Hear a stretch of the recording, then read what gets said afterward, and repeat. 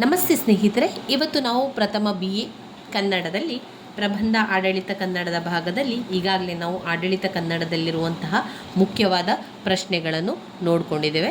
ಇವತ್ತು ಪತ್ರದ ವಿಧಗಳನ್ನು ನೋಡಿಕೊಳ್ಳುವ. ಪತ್ರದ ವಿಧಗಳು ಯಾವುದೆಲ್ಲ ಇದೆ ಎನ್ನುವಂಥದ್ದು. ಸರ್ಕಾರಿ ಪತ್ರಗಳನ್ನು ಮಾತ್ರ ನಾವು ಗಣನೆಗೆ ತೆಗೆದುಕೊಂಡಾಗ ಅವುಗಳಲ್ಲಿ ಕೆಲವೊಂದು ಸರ್ಕಾರದ ಯಾವುದೇ ಕಚೇರಿಗೆ ಬರುವ ಮತ್ತು ಅಲ್ಲಿಂದ ಹೊರಗೆ ಹೋಗುವ ಎಲ್ಲ ಕಾಗದಗಳು ಅದನ್ನು ಪತ್ರ ಅಂತ ಹೇಳುವಂಥದ್ದು.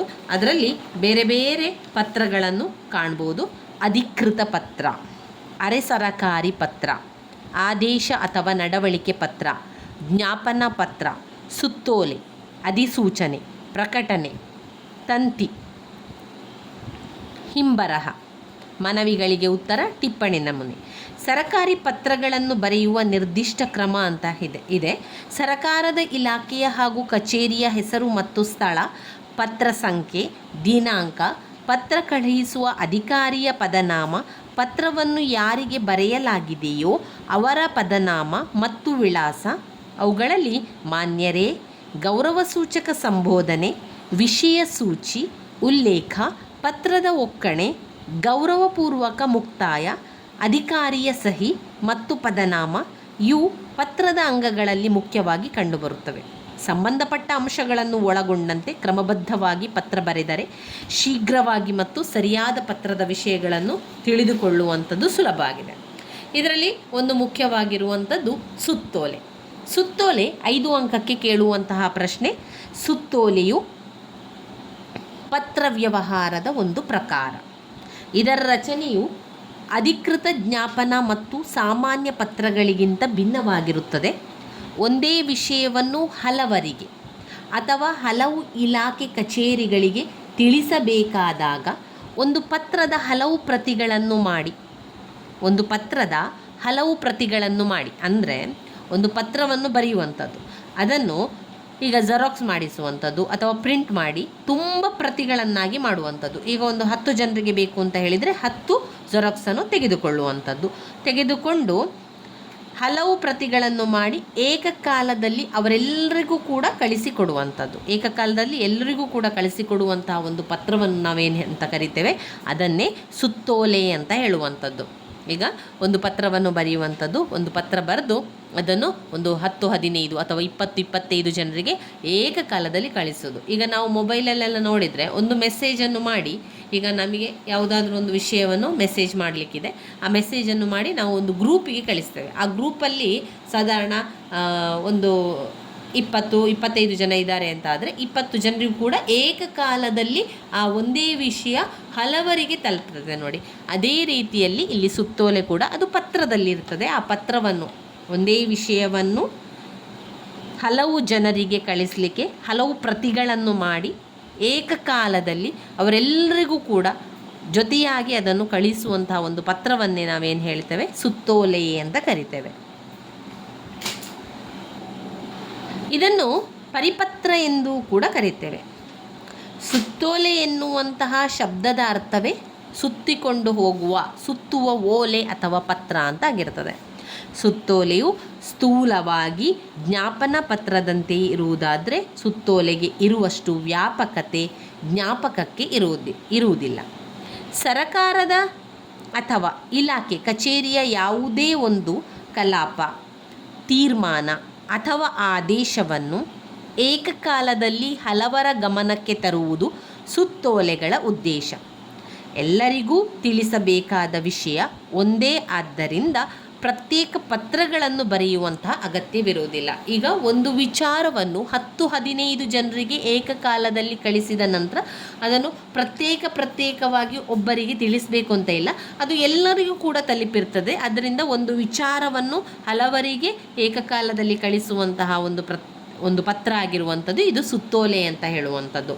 ಪ್ರತ್ಯೇಕವಾಗಿ ಒಬ್ಬನಿಗೆ ಆ ಪತ್ರವನ್ನು ಬರೆಯುವ ಅಗತ್ಯ ಇಲ್ಲ.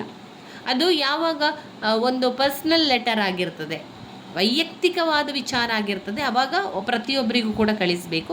ಈ ಸುತ್ತೋಲೆ ಎನ್ನುವಂಥದ್ದು ಒಂದು ವಿಚಾರ ಹಲವರಿಗೆ ಆ ಕ್ಷಣದಲ್ಲಿ ಒಟ್ಟಿಗೆ ಸಿಗಬೇಕು, ಏಕಕಾಲದಲ್ಲಿ ಅವರಿಗೆಲ್ಲರಿಗೂ ಸಿಗಬೇಕು ಅಂತ ಹೇಳಿದರೆ ಒಂದು ಪ್ರತಿಯನ್ನು ಹಲವು ಪ್ರತಿಗಳನ್ನಾಗಿ ಮಾಡಿ ನಂತರ ಅದನ್ನು ಕಳಿಸಿಕೊಡುವಂಥದ್ದು. ಈ ಒಂದು ಸುತ್ತೋಲೆ ಪತ್ರವನ್ನು ಬರಿಬೇಕು ಅಂತ ಅಂದರೆ ಅದಕ್ಕೆ ಅದರದೇ ಆದ ಗುಣಲಕ್ಷಣಗಳನ್ನು ಕೂಡ ಕಾಣ್ಬೋದು, ಅದರ ಸ್ವರೂಪ ಲಕ್ಷಣಗಳಿದೆ. ಅದೇ ರೀತಿಯಲ್ಲಿ ಸುತ್ತೋಲೆಯನ್ನು ಬರಿಬೇಕಾಗ್ತದೆ. ಹಾಗೆ ಅದರ ಜೊತೆಗೆ ಸುತ್ತೋಲೆಯ ಮಾದರಿಗಳನ್ನು ಕೂಡ ಕೊಟ್ಟಿದ್ದಾರೆ. ಯಾವ ರೀತಿ ಸುತ್ತೋಲೆ ಪತ್ರವನ್ನು ಬರೆಯುವಂಥದ್ದು ಎಂದು ಮಾದರಿಯನ್ನು ಕೂಡ ಕೊಟ್ಟಿದ್ದಾರೆ. ಅದನ್ನು ಕೂಡ ನಾವು ತಿಳ್ಕೊಳ್ಳುವ. ಇಲ್ಲಿ ಸುತ್ತೋಲೆಯ ಲಕ್ಷಣಗಳನ್ನು ತಿಳ್ಕೊಳ್ಳುವ. ಸುತ್ತೋಲೆ ಇನ್ನಿತರ ಸರಕಾರಿ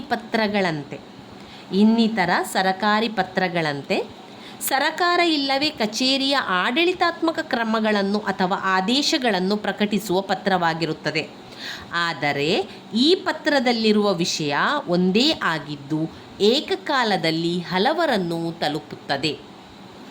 2ನೇ ಪಾಯಿಂಟ್, ಸುತ್ತೋಲೆಗಳು ಒಬ್ಬರು ಇನ್ನೊಬ್ಬರಿಗೆ ನೇರವಾಗಿ ಬರೆದ ಪತ್ರಗಳಂತಿರದೆ ಸಾಮಾನ್ಯವಾಗಿ ಮೂರನೆಯವರಿಗೆ ಬರೆದಂತಿರುತ್ತದೆ. ಆದ್ದರಿಂದ ಪತ್ರದ ಆರಂಭದಲ್ಲಿ ನಾವು ಮಾನ್ಯರೇ ಅಂತ ಬರಿಬೇಕು ಅಥವಾ ಗೌರವಾನ್ವಿತರೇ ಇತ್ಯಾದಿ ಸಂಬೋಧನೆಗಳು ನಿಮ್ಮ ನಂಬುಗೆಯ, ನಿಮ್ಮ ವಿಶ್ವಾಸದ ಯಾವುದೂ ಕೂಡ ಇರುವುದಿಲ್ಲ.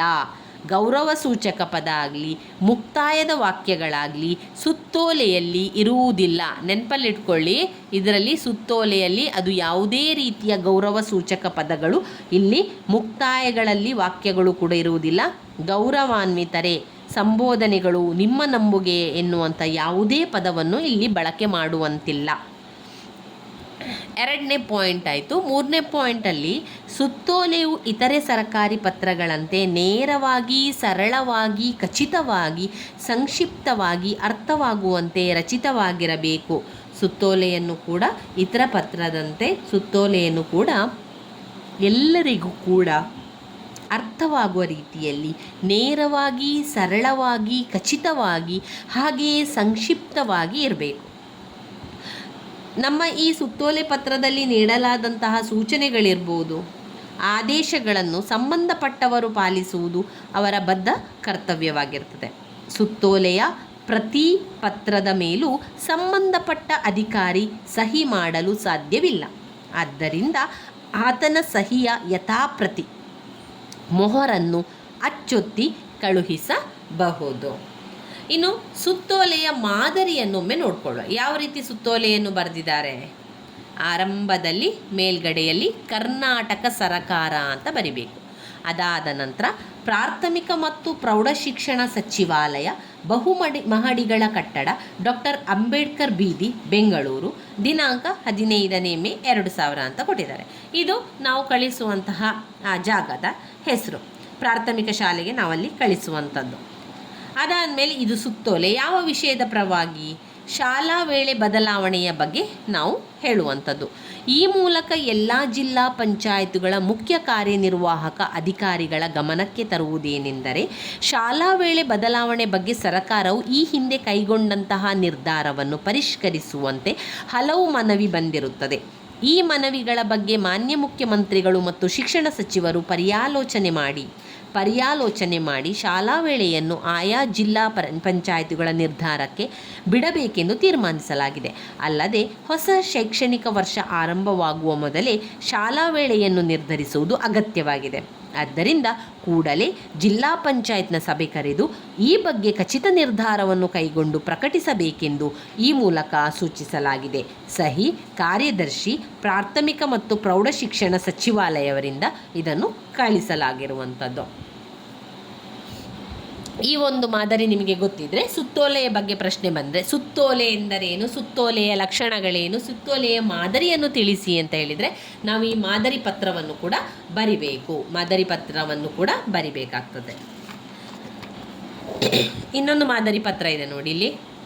ಇದೊಂದು ಸ್ವಲ್ಪ ದೊಡ್ಡದಾಗಿರುವಂಥ ಮಾದರಿ ಪತ್ರ. ನಾವು ಸಣ್ಣದಿರುವಂತಹ ಮಾದರಿ ಪತ್ರವನ್ನೇ ಓದಿದರೆ ಸಾಕು, ನಂತರ ಅದನ್ನೇ ಬರೆದ್ರೆ ಆಯಿತು.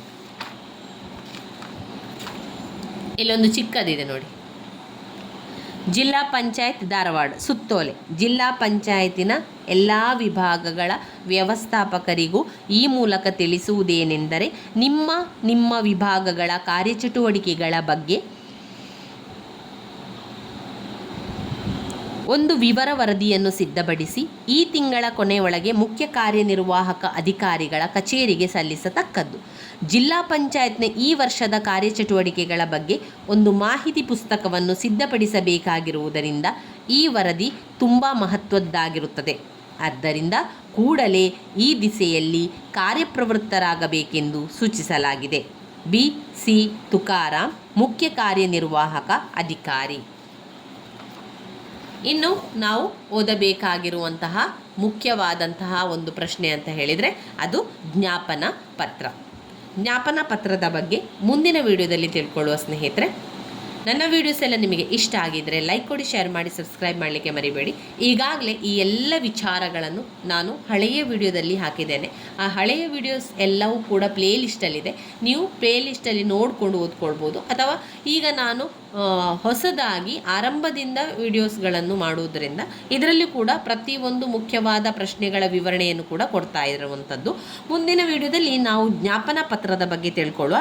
ಮುಖ್ಯವಾಗಿರುವಂಥ ಒಂದು ಪ್ರಶ್ನೆ ಜ್ಞಾಪನ ಪತ್ರದ ಸ್ವರೂಪ, ಜ್ಞಾಪನ ಪತ್ರ ಬರೆಯುವಂತಹ ಸಂದರ್ಭ, ಜ್ಞಾಪನ ಪತ್ರದ ಮಾದರಿಯನ್ನು ಕೂಡ ನಾವು ಮುಂದಿನ ವಿಡಿಯೋದಲ್ಲಿ ತಿಳ್ಕೊಳ್ಳುವ. ಧನ್ಯವಾದಗಳು ಸ್ನೇಹಿತರೆ.